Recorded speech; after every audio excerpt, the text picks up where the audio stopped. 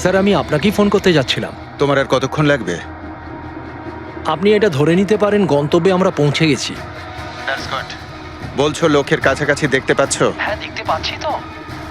Tendering and estimating department.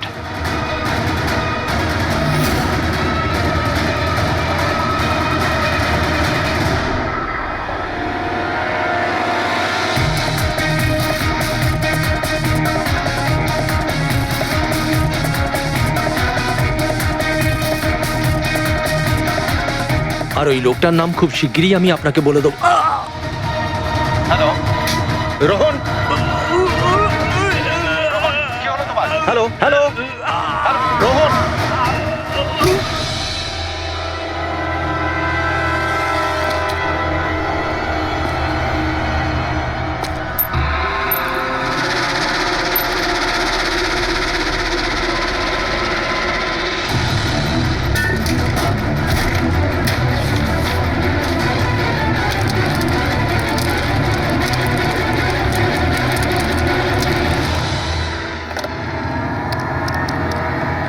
Hello, police station.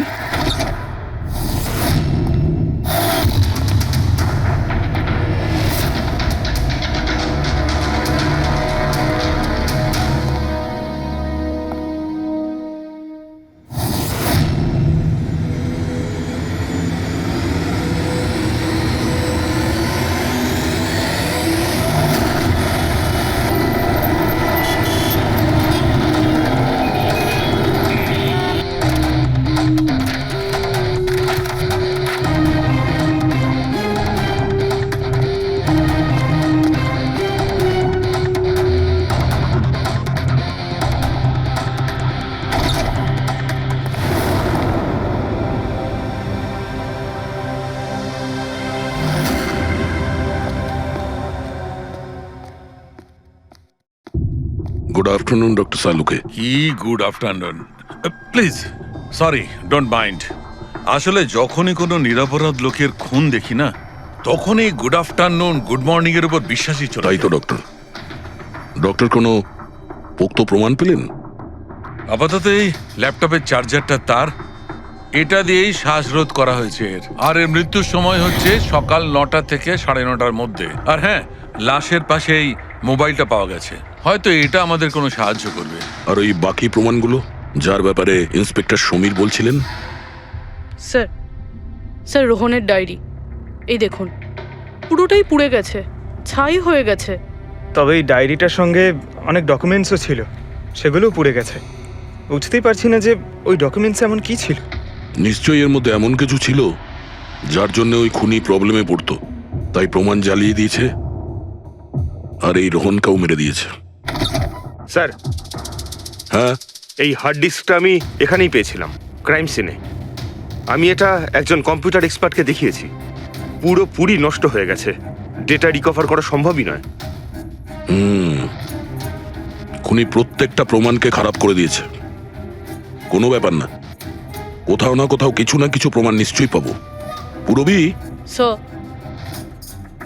এই রোহনের background check করেছো? হ্যাঁ স্যার, পুরো নাম রোহন কুমার। এ পুনেতে থাকে, এখানে মুম্বাইতে চাকরি করছিল, একাই থাকতো। আর এখানেই এই বাড়ি থেকেই কাজ করছিল। কি কাজ কি করতো? গোয়েন্দা ছিল। বড় বড় কোম্পানিতে যে লাখ লাখ টাকা জালিয়াতি হয় সেগুলোর তদন্ত করত। তাহলে তো অনেক শত্রুই আছে এই রোহনের। হ্যাঁ দয়া, আর ওই অনেকগুলো শত্রুর থেকে আসল খুনিটা কে সেটা হয়তো তোমাকে এইটা বলবে। কি এটা ডক্টর? এটা চুম্বক। চুম্বক? এর মধ্যে একজন দৌড়বীরের ছবিও আছে, কিন্তু এই চুম্বক রোহনের বডির মধ্যে কি করছিল? আমার মনে হচ্ছে হয়তো এটা খুনির হবে। ওর পকেটে ছিল, এদিক ওদিক করতে গিয়ে হয়তো এটা পড়ে গেছে। তাহলে তো এটা আঙুলের ছাপ থাকবে? না, একটাও নেই। একটাও নেই।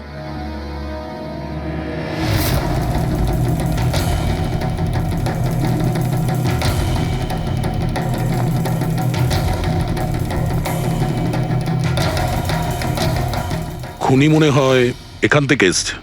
পুরবি, স্যার। এই রোহন এই মুহূর্তে কার জন্য কাজ করছিল? স্যার, ডিএনডি বিল্ডকম লিমিটেডের জন্য। BND Buildcom limited? এটা তো ইঞ্জিনিয়ারিং আর কনস্ট্রাকশনের 1 নম্বর কোম্পানি শহরের। হ্যাঁ স্যার, এই দেখুন, এই ভাঙা হার্ড ডিস্কটার উপরেও ওই কোম্পানিটারই স্টিকার লাগানো রয়েছে। আর মারা যাওয়ার ঠিক আগে এই রোহন এই কোম্পানির সিইও মিস্টার হিতেশের সাথে ভিডিও কলে ছিল। আর স্যার এই লোকাল পুলিশ স্টেশনেই হিতেশই কমপ্লেন করেছিল।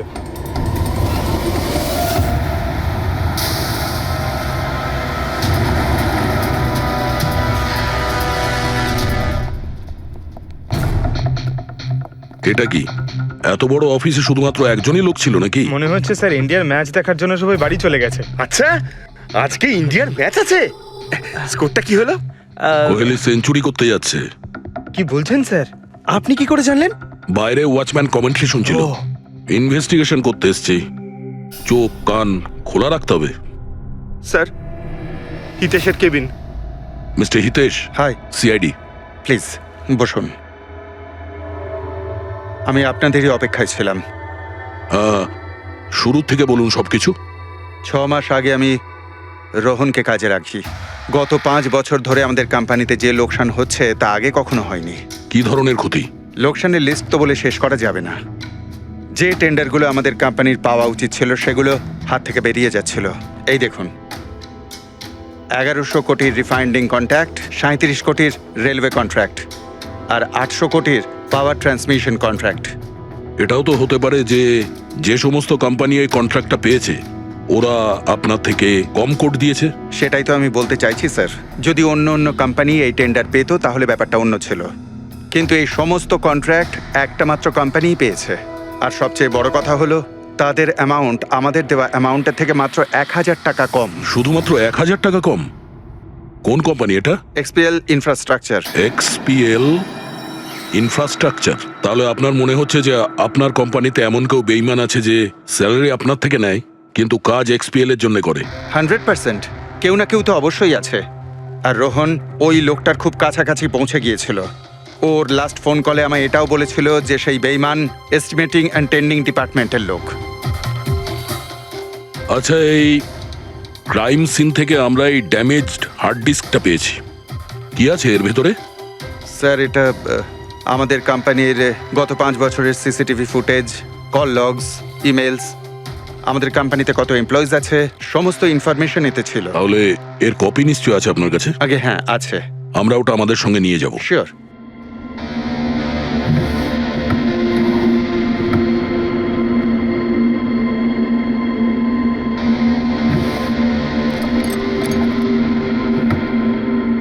হয়তো হার্ড ডিস্কটা চুরি হয়ে গেছে। আমি এখানেই রেখেছিলাম হার্ড ডিস্কটা। কি? আপনার কেবিনের ভেতর থেকে কোনো জিনিস কি করে চুরি হয়? হয়তো আমার অনুপস্থিতিতে কেউ এসেছিল আর এখান থেকে। কিন্তু আপনার অফিসে সিসিটিভি ক্যামেরা লাগানো নেই কেন? কখনো দরকারই পড়েনি স্যার। প্রয়োজন বলে আসে না, এখন পড়লো তো প্রয়োজন। Sorry sir. আর হ্যাঁ মিস্টার হিতেশ, আপনার কোম্পানিতে যত এস্টিমেটিং আর টেন্ডারিং ডিপার্টমেন্ট আছে, যত লোক আছে, আমরা তাদের সঙ্গে কথা বলবো। স্যার, আজকে ওই ডিপার্টমেন্টের কোনো এমপ্লয়ি কাজে আসেনি।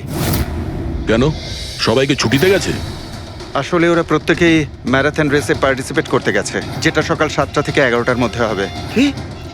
সবাই ওই ম্যারাথন রেসে দৌড়তে গেছে? হঠাৎ করে সবাই এরকম রানার হওয়ার স্বপ্ন দেখছে কেন?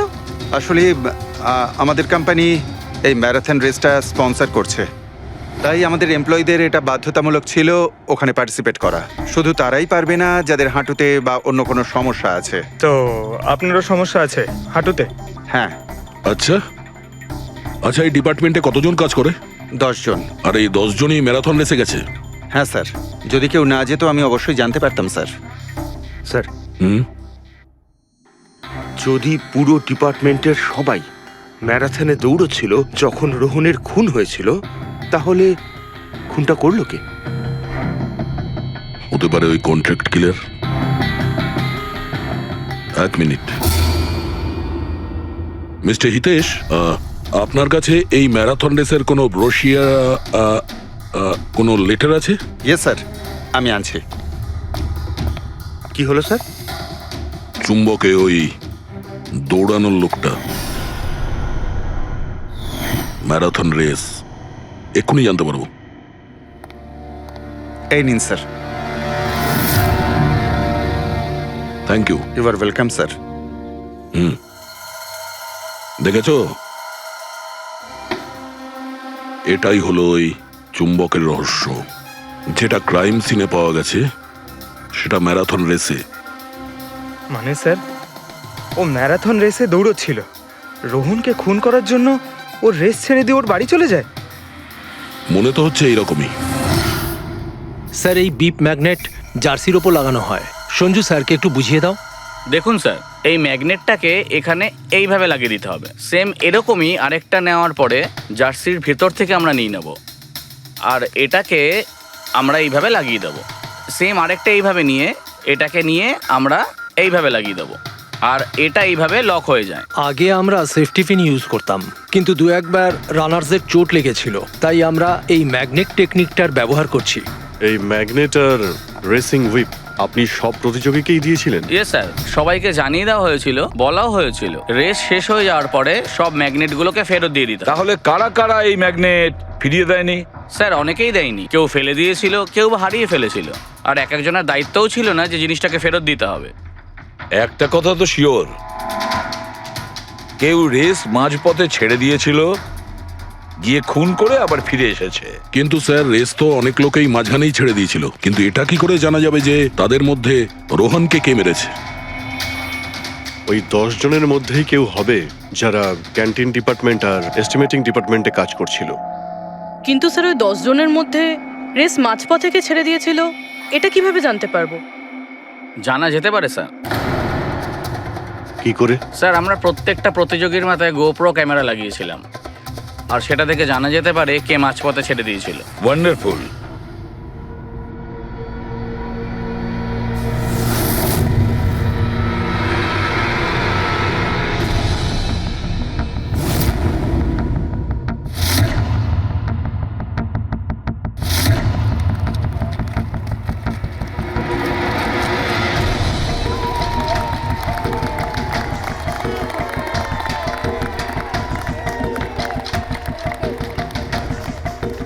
নবীন, এই রিশটা তোকেই জিততে হবে।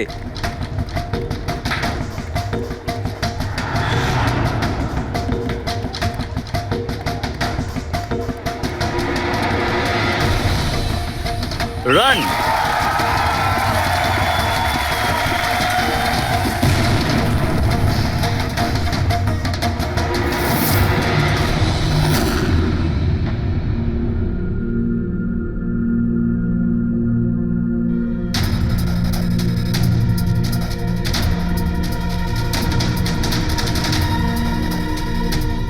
এই 4টে স্ক্রিন, এগুলো ব্ল্যাঙ্ক কেন? জানি না স্যার, আমরা তো সব ক্যামেরা চালু করে এদের দিয়েছিলাম। হয়তো ভুল করে এই 4 জন ক্যামেরা অফ করে ফেলেছিল। ভুল করে করেছে নাকি ইচ্ছে করে?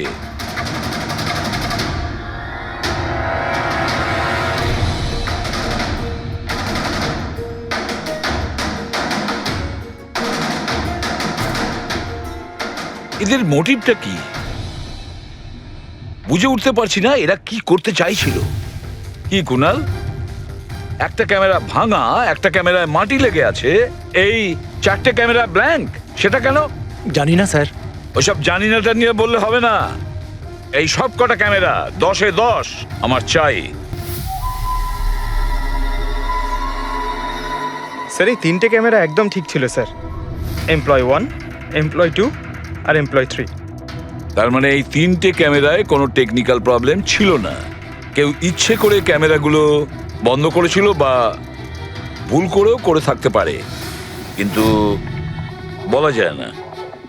কিন্তু স্যার, এই 4টে ক্যামেরারই ফুটেজ একদম ঠিকঠাক স্যার।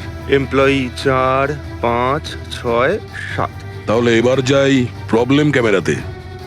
সবার আগে প্রবলেম ক্যামেরা ছিল এই নবীনের, যার লেন্স ক্র্যাক হয়ে গেছিল। হতে পারে দৌড়তে দৌড়তে পড়ে গেছিল।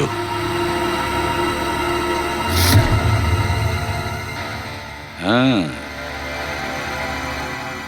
আর স্যার, দ্বিতীয় প্রবলেমের ক্যামেরা, মুক্তিরটা, যে রেসের মাঝখানে দাঁড়িয়ে নিজের জুতোর ফিতে বাজছিল।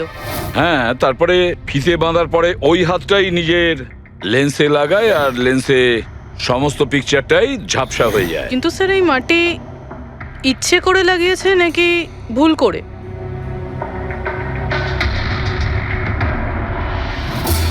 আরে 10টা লোকের তো 10টা গোপ্রো ক্যামেরা থাকা উচিত, এখানে তো দেখছি 9টা। গৌরবের ক্যামেরাটা কি হলো, সেটা কোথায়? স্যার ওই ক্যামেরাটা হারিয়ে গেছে, গৌরব ওটা ফেরত দেয়নি। তাহলে স্যার এই গৌরবই খুনি, ওকে ধরে ফেলা উচিত। না পঙ্কজ, এইভাবে হয় না। হতে পারে গৌরব ক্যামেরাটা ফেরত দিতে ভুলে গেছে। আমাদের এটা ভাবতে হবে যে খুনি এই সময়টাই কেন বেছে নিল ম্যারাথন রেসের টাইমে খুন করার জন্য। ও তো চাইলে যে কোনো সময় খুন করতে পারতো, যে কোনো জায়গায় পারতো। হ্যাঁ, অ্যালিবাইয়ের জন্য স্যার, যাতে ধরা পড়লে খুনি বলতে পারে যে রোহনকে খুনের সময় ও তো ম্যারাথনে পার্টিসিপেট করেছিল। হ্যাঁ, সেই জন্য ও রেসেও পার্টিসিপেট করেছিল আর রেস কমপ্লিট করেছিল। তার মানে স্যার রেসকে মাঝখান থেকে ছেড়ে ও চলে গেছিল, তারপরে গিয়ে খুন করলো, আর খুন করার পরে এসে রেস আবার শেষ করলো। এক্স্যাক্টলি। কিন্তু স্যার এই ফুটেজ থেকে কিভাবে জানতে পারবো কে রেস ছেড়ে চলে গেছে, খুন করেছে, আবার রেস জয়েন করেছে? স্যার এই ব্যাপারটা আপনি টাইমিং চিপ থেকে জানতে পারবেন। টাইমিং চিপটা আবার কি? আজকাল ম্যারাথন রেসে বিজেতা কে জানার জন্য RFIDর ব্যবহার করা হয়। RFID মানে রেডিও ফ্রিকোয়েন্সি আইডেন্টিফিকেশন। আগে হ্যাঁ, ও, এই টেকনিক থেকে একটা জিনিস জানা যেতে পারে যে একজন রানারের প্রত্যেকটা ল্যাব কমপ্লিট করতে কত সময় লেগেছে। RFID, radio frequency identification. Sir এটাই হলো চিপ, আর এটা রেসের ম্যাট, আর এটাই RFID টেকনিকে চলে। দেখুন স্যার। ও, তার মানে রেস শুরু হতেই যখন কোনো রানার এটা ক্রস করে তখন এর টাইমিংটা ওই মুহূর্তে শুরু হয়ে যায়। একদম স্যার, অফিসের কার্ডের মতন স্যার। ঠিক আছে, এটা তো বুঝতে পারলাম, কিন্তু এটা কি জানতে পারা যাবে যে কেউ রেস মাঝপথে ছেড়ে দেয় আর পরে আবার এসে জয়েন করে? এরও উপায় আছে স্যার। স্যার এই ম্যারাথন রেস 31 কিলোমিটারের হয়। এতে 4টে ভাগ, প্রথমটা 5, দ্বিতীয়টা 10, তৃতীয় 15, চতুর্থ 20। চতুর্থ পর্যায় থেকে ফিনিশিং লাইনের দূরত্ব কম করে 1 কিলোমিটার স্যার। তার মানে সব মিলিয়ে 6টা প্যাড, স্টার্টিং লাইনের প্রথম প্যাড আর ফিনিশিং লাইনের 6 নম্বর প্যাড, মাঝখানে 4টে থাকছে, 4টে ধাপ, 4টে প্যাড। যখন কোনো প্রতিযোগীর পা ওই প্যাডের মধ্যে পড়ে তখন আমরা বুঝতে পারি ওই রানার কত টাইমটা নিয়েছে। তাহলে কে রেস মাঝপথে ছেড়েছিল আর কে ছেড়ে যায়নি এটা জানা গেলে এটাও জানা যাবে যে একটা ধাপ থেকে আরেকটা ধাপে যাওয়ার সময় কোন রানারের সব থেকে বেশি সময় লেগেছিল। সবকটারই টাইমিংটা চেক করতে হবে। জানা তো যাবে সে কে যে মাঝপথে রেস ছেড়ে আবার জয়েন করেছে। পুরবি,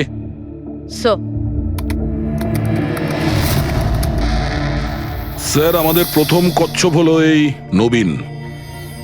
এ রেসের প্রত্যেকটা ল্যাপ 25 মিনিটে কমপ্লিট করেছে, কিন্তু শেষ ল্যাপের পরে ফিনিশিং লাইন পর্যন্ত পৌঁছানোর জন্য মানে 1 কিলোমিটার ক্রস করার জন্য ওর 50 মিনিট সময় লেগেছে। নবীন,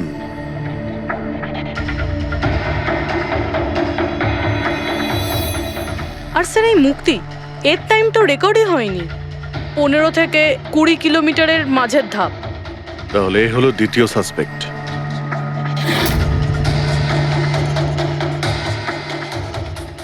মুক্তি। আর এবার এই গৌরব, এ তো 15 কিলোমিটারের ধাপই বের হতে পারেনি। তাহলে এই হলো আমাদের তৃতীয় সাসপেক্ট। স্যার বাকি সবার টাইমিং তো মোটামুটি ঠিকঠাকই আছে। তার মানে এই খুন এই 3 জনের মধ্যেই কেউ করেছে, মুক্তি, নবীন আর গৌরবের মধ্যে। যদি নবীন খুন করে থাকে তাহলে সে রেস ছেড়েছে 20 কিলোমিটার আর ফিনিশিং লাইনের মাঝপথে। পঙ্কজ, বাইক নিয়ে যাও, এবার স্পিডে যাবে ওই রুটেই।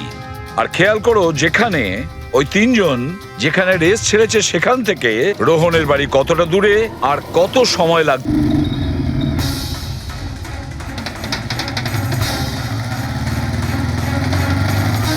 15 কিলোমিটারের মাঠ থেকে আসছি স্যার, এটা 10 কিলোমিটার। হ্যাঁ, মুক্তি বোধহয় এখানেই কোথাও দাঁড়িয়েছিল, 10 আর 15 কিলোমিটারের মার্কের মাঝখানে। এই আমি স্টপ ওয়াচটা অন করলাম আর আমি চললাম রোহনের বাড়ি।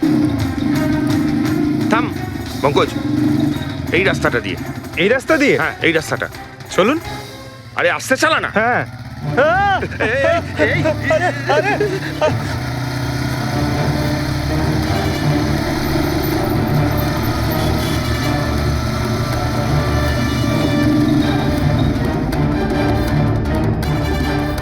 এই দেখুন রোহনের বাড়ি। মুক্তি নিশ্চয়ই রোহনের ঘরে পিছনের জানলা দিয়ে ঢুকেছিল।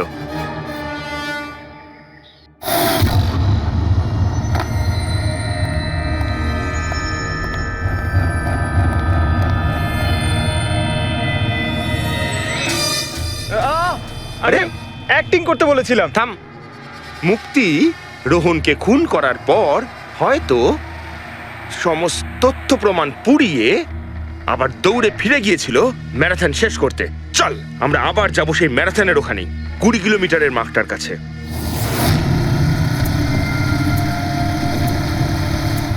স্টপ ওয়াচের টাইম দেখে নিন স্যার। 26 মিনিট।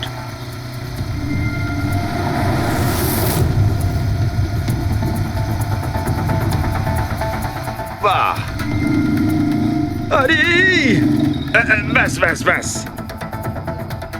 এবার মুক্তি পৌঁছলো 20 কিলোমিটারের মার্কে পাক্কা 30 মিনিট পরে। আর তারপর এখান থেকেই হয়তো ও রেসটা শেষ করেছিল।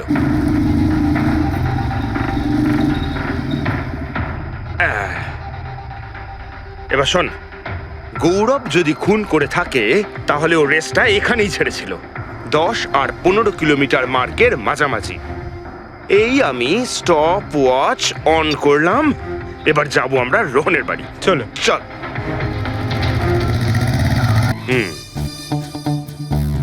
হ্যাঁ একদম পুরো বিশ্বাস আছে আমার। Excuse me. এই ছাড় ছাড় ছাড় ছাড়, আরে আরে আরে মরে যাবো তো। চল।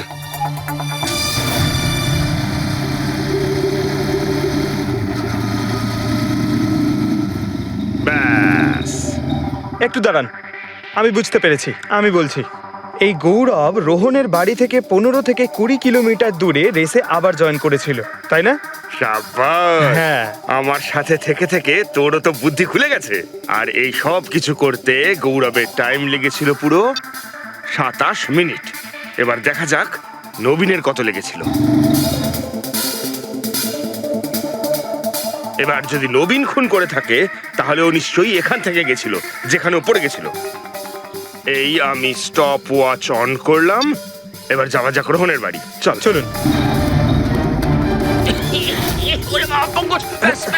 স্যার। ওকে পঙ্কজ, 3 জন রোহনের সাথে এরকমই কিছু করেছিল। ব্যাস,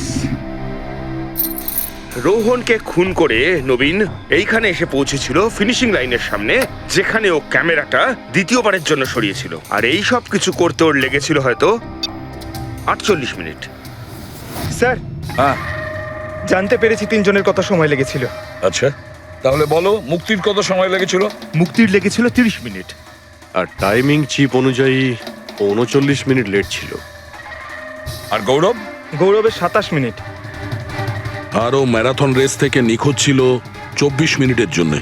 নবীনের লেগেছিল 48 মিনিট রোহনের বাড়ি গিয়ে ওকে খুন করে ফিরে আসতে।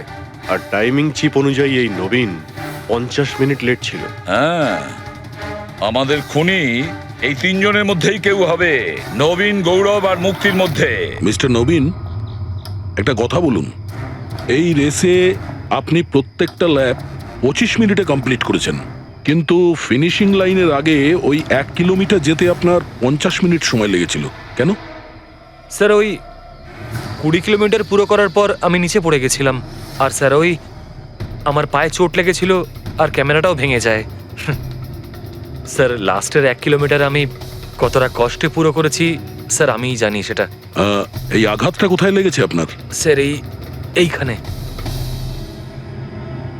দেখুন স্যার। পট্টিটা খোলো। হ্যাঁ, এইটা।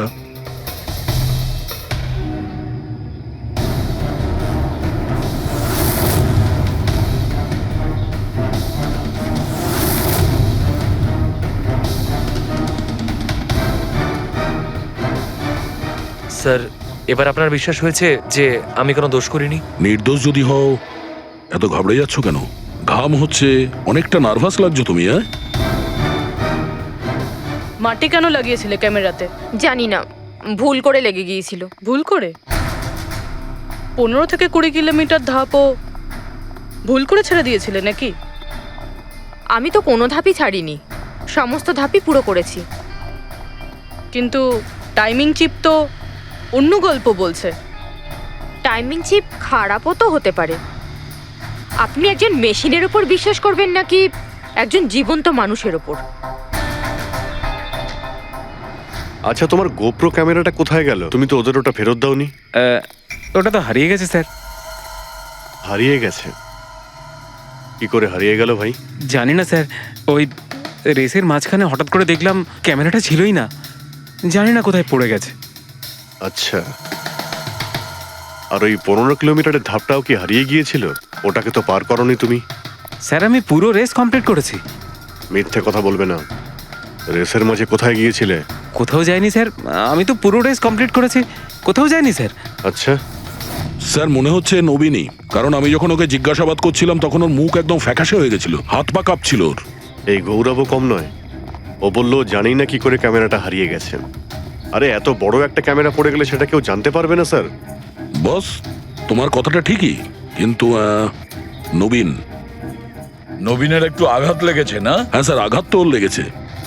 স্যার আমার মনে হচ্ছে ও মিথ্যে কথা বলছে। স্যার আমার মনে হচ্ছে মুক্তি মিথ্যে বলছে। ও জেনে শুনেই ক্যামেরায় মাটি লাগিয়েছিল, কারণ নিশ্চয়ই এমন কিছু আছে যেটা ও আমাদের থেকে লুকোতে চাইছে। হ্যাঁ, এটাও হতে পারে, কারণ ক্যামেরায় যদি ভুল করে মাটি লেগে যেত তাহলে আরো সবার ক্যামেরাতে লাগতে পারতো ভুল করে। গোলমাল আছে, এই তিনজনের মধ্যে কোনো না কোনো গোলমাল তো নিশ্চয়ই আছে। খুনি এই তিনজনের মধ্যেই কেউ একজন। নবীন, আমাকে ওই জায়গাটা দেখাও যেখানে তুমি এক্স্যাক্টলি পড়েছিলে। কিভাবে পড়েছিলে? আসুন স্যার। কিন্তু স্যার আমার পায়ে খুব ব্যথা আছে, আপনি একটু সাহায্য হ্যাঁ, করবেন আমাকে? নিশ্চয়ই নিশ্চয়ই, এসো।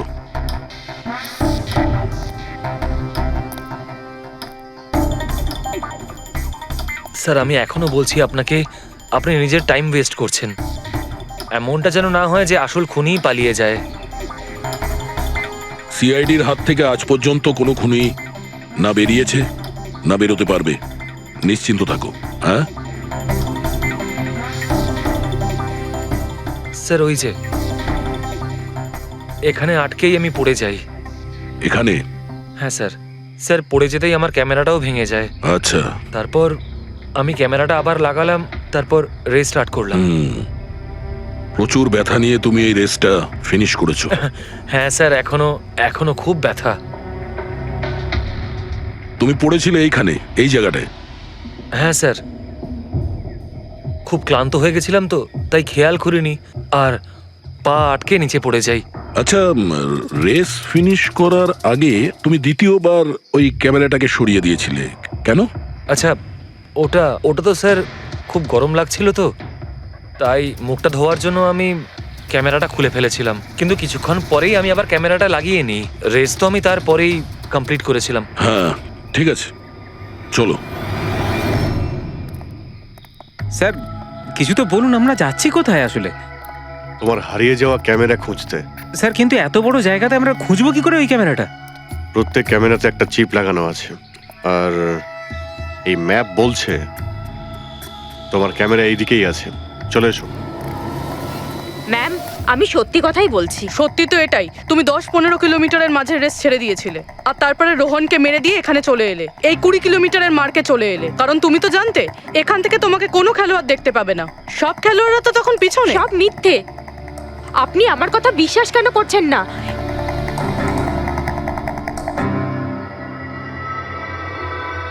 কি কি খুঁজছো? আমি কিছুতে না। কিছু আছে ওখানে? না, কিছু না। আচ্ছা, ওই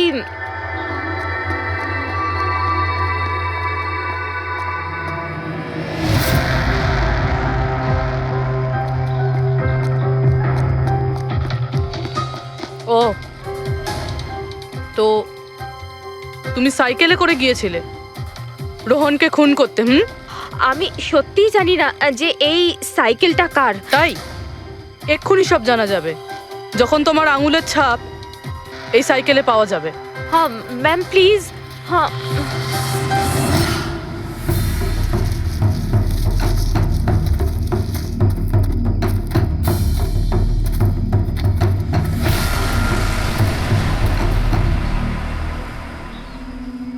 এই হলো ক্যামেরা।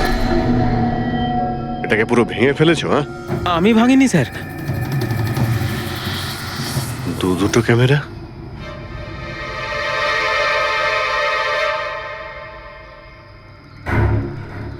এই ক্যামেরাটা আবার কার? স্যার স্যার সরি, আমি আপনাকে মিথ্যে বলেছি স্যার, কিন্তু আমি আপনাকে সব সত্যি কথা বলে দিচ্ছি স্যার। বলো, তাহলে সত্যি বলার মুড হয়েছে তোমার? বলো। আসলে আমি এই জঙ্গলে না ড্রাগস নিতে এসেছিলাম, ওই গায়ের জোর বানানোর ড্রাগস, যাতে আমার গায়ে শক্তি আসে আর আমি জোরে দৌড়ে এই রেসটা জিতে যেতে পারি। সেই জন্যই আমি ক্যামেরাটা ভেঙে দিয়েছিলাম। খুব ভালো মজা করো তুমি। জোরে দৌড়ানো ড্রাগ নিয়েছিলে ম্যারাথনে, যেখানে অনেকক্ষণ দৌড়তে হয় আস্তে আস্তে, সেখানে জোরে দৌড়ানো ড্রাগের দরকার ছিল। মজা করছো? হ্যাঁ, এটা কার ক্যামেরা? আমি জানি না স্যার। কোনো ব্যাপার না, সব জানতে পেরে যাব। আমি অপরাধ করেছি, কিন্তু ওটা নয় যেটা আপনি ভাবছেন। আমি রোহনকে মারিনি। আমার দোষ শুধু এটুকুই যে আমি রেসটা জেতার জন্য একটু চালাকি করেছিলাম। বুঝলাম না, কি করেছো তুমি? আমি জানতাম না যে টাইমিং চিপ প্রত্যেক ধাপে রানারের টাইম নোট করবে। আমি ভেবেছিলাম শুধু রেসের প্রথমে আর শেষে টাইম ক্যালকুলেট হবে, আর তাই 10 কিলোমিটার পর্যন্ত এসে ক্যামেরায় মাটি লাগিয়ে দিয়েছিলাম আর ওখান থেকে সাইকেল নিয়েছিলাম।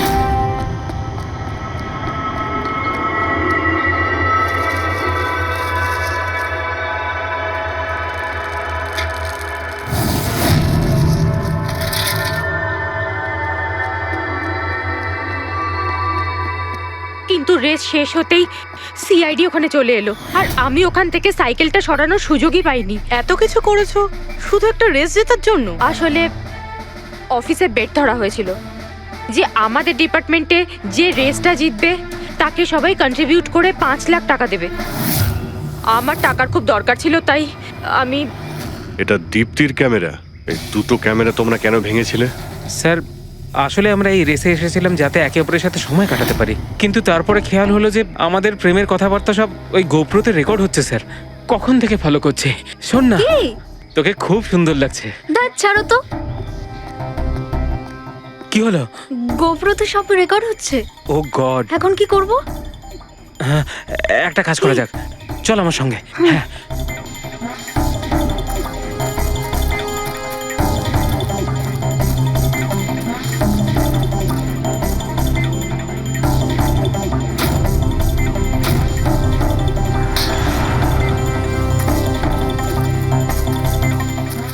আরে তোমরা তো অদ্ভুত কাজ করেছো।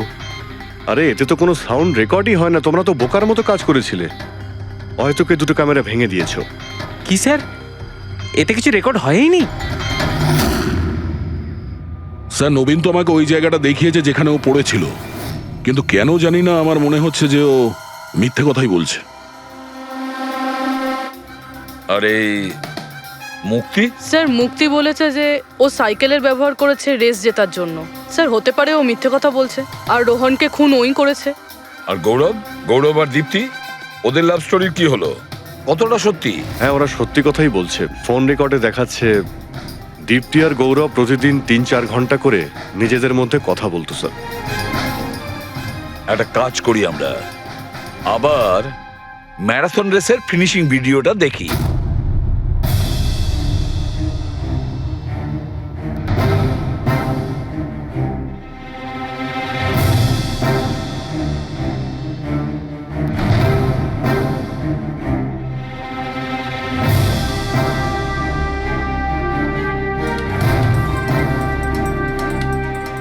তার মানে গৌরবের ঠিক পরেই এই দীপ্তি ঢুকেছিল। দুজনে একসঙ্গেই ছিল। মনে হচ্ছে স্যার দুজনেই এই কাণ্ড করেছে। এক মিনিট অভিজিৎ, দয়া, এই ফুটেজটা দেখো। এই হলো সেই খুনি।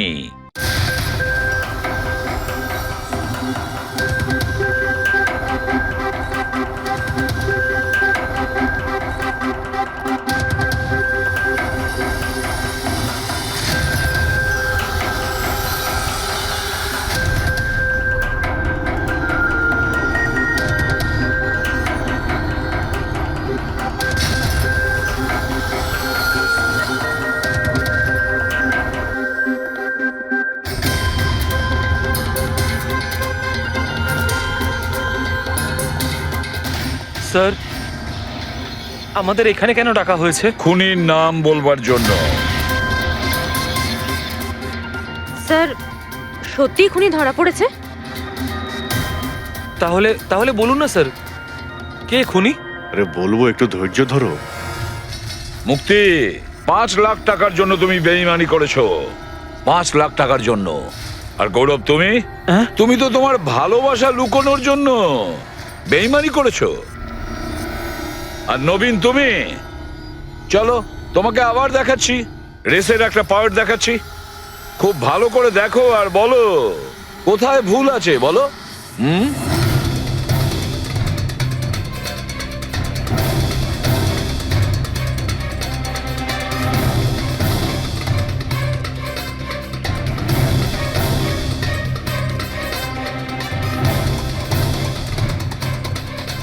কিছুই তো নেই স্যার, সবই তো ঠিকই আছে। কোনো প্রবলেম নেই। তোমার মনে আছে তুমি বলেছিলে যে ক্যামেরাটা দ্বিতীয়বার যখন তুমি সরিয়েছিলে তারপরে তুমি মাথায় জল ঢেলেছিলে? ওটা তো স্যার খুব গরম লাগছিল, তো তাই মুখটা ধোয়ার জন্য আমি ক্যামেরাটা খুলে ফেলেছিলাম। মিথ্যে বলেছিলে তুমি, নিজের মাথায় জল ঢেলেছিলে। অথচ যখন ফিনিশিং লাইনে পৌঁছলে তখন তো তোমার ভেজা অবস্থায় থাকার কথা ছিল। কিন্তু এই ফুটেজে আমরা কি দেখতে পাচ্ছি? তুমি শুকনো অবস্থায় দৌড়চ্ছ। হয়তো জল শুকিয়ে গেছিল। বর্ষাকালে অত তাড়াতাড়ি জল শুকিয়ে গেল, অদ্ভুত ব্যাপার। তাহলে নবীন, তোমাকে আরো একটা ফুটেজ দেখাই, এই গল্পের শেষ অংশ। বলো, এটা দেখে তোমার কি মনে হচ্ছে?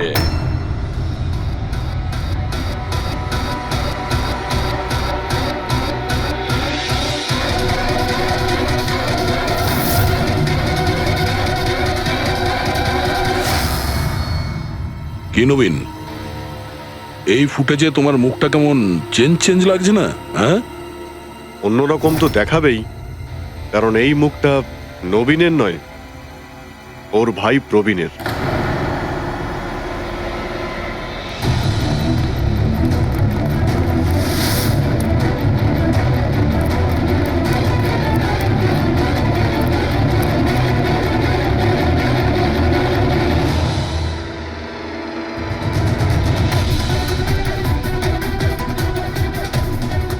খুব বড় প্ল্যান বানিয়েছিলে তুমি, দারুণ মাথা খাটিয়েছিলে তুমি। প্রথমে 3টে এমপ্লয়ির ক্যামেরা বন্ধ করে দিয়েছিলে,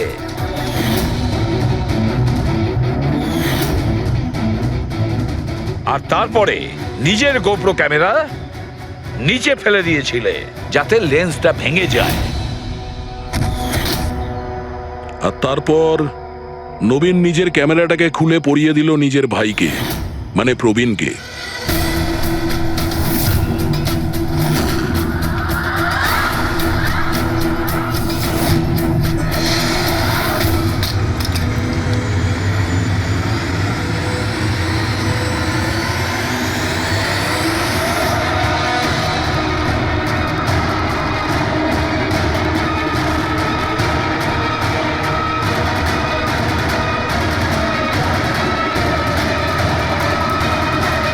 এই ক্যামেরা বদল করার সময় খুব একটা সময় ছিল না, তাই হতে পারে ওই টি শার্টে যখন কাগজটা লাগাচ্ছিল তখন সমস্ত ম্যাগনেটগুলো লাগায়নি, কিছু ম্যাগনেট নবীন নিজের পকেটে ভরে নিয়ে গেছিল।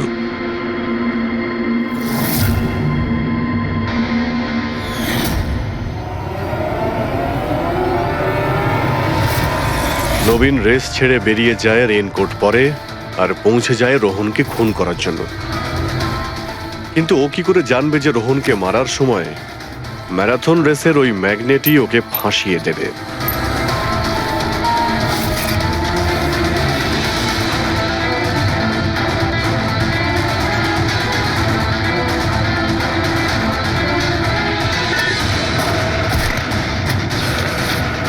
তারপর তুমি পুরো প্রমাণ নষ্ট করলে আর আবার এসে রেসে জয়েন করলে। ইচ্ছে করে নিজের পায়ে তুমি চোট লাগালে যাতে আমরা বিশ্বাস করি যে আঘাতটা সত্যি। আর তারপরে তুমি রেসটা ফিনিশ করো। তাহলে বলো। হ্যাঁ স্যার, আমি খুন করেছি রোহনকে। একদম একদম পারফেক্ট প্ল্যান ছিল। কিন্তু আমি কি করে জানবো যে আপনারা আমার থেকেও অনেক বুদ্ধিমান? প্রত্যেক অপরাধী এই ভুলটাই করে, কারণ তার মনে হয় যে সে আইনের চোখে ফাঁকি দিয়ে দেবে। এবারে বলো, ওকে কেন খুন করলে? তাড়াতাড়ি বলো। বিএনডি বিল্ডকনে হওয়া প্রত্যেকটা গন্ডগোলের পেছনে আমিই ছিলাম। আমার জন্যই প্রত্যেকটা টেন্ডার কোম্পানির হাতছাড়া হলো। আর আমি যদি রোহনকে না মারতাম তাহলে ও আমার সমস্ত রহস্য খুলে দিত। তাই আমি লজ্জা লাগার কথা তোমার। যে থালায় খেয়েছো ওই থালায় ফুটো করেছো। আর সেই পাপ লুকোনোর জন্য তুমি রোহনকে খুন করে দিয়েছো। আইন তোমাকে কঠোরতম শাস্তি দেবে। আশা করি ততদিনে ফাঁসির অর্ডার এসে যাবে। নিয়ে যাও এদের।